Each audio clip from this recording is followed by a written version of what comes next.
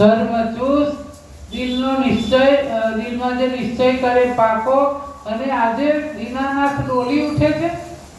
કેવી રીતે?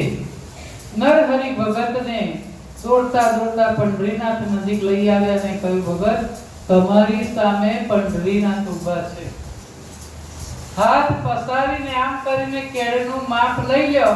ભગતે જેમ હાથ લાંબો કર્યો ને તો પંઢરીનાથની કેળ ફંફોસવા માંડી, પણ કેળના બદલે બંને હાથ પંઢરીનાથના મસ્તક ઉપર ફરવા લાગ્યા અને સંપ્રદાય વાદમાં ભૂલા પડેલા ભગતને સમજમાં આપવા પ્રભુએ અકળકડા આરંભી કે અકળકડા કરનારો કામણગારો કારો.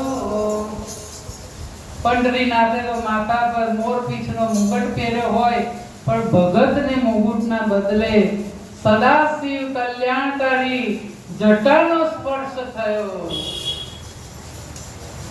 મોર મુગટના બદલે જટાનો સ્પર્શ થાય અને એ જટામાં વિતાઈને બેઠેલા ગંગાજીની ધારાનો અનુભવ થયો. જટાને વિતાઈને બેઠેલા ફણીધરનો સુંવાળો સ્પર્શ થયો. ભગત મનમાં વિચાર કરે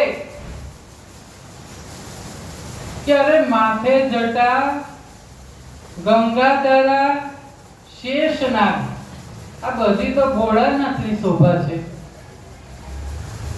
આ ભોળાનાથ મારા સામે આવીને ઊભા છે ને હું ગાંડો આંખે પાટા બધીને એમના દર્શનથી વંચિત રહું. મારા ભગવાન સાચા ને તારા ભગવાન ખોટા, એવા અભિમાનમાં જે રાખ્યા તે સદાય ભૂલા પડે છે. આમ વિચાર કરીને ભગતે આંખ પર બાંધેલો પાટો ખસેડી નાખ્યો.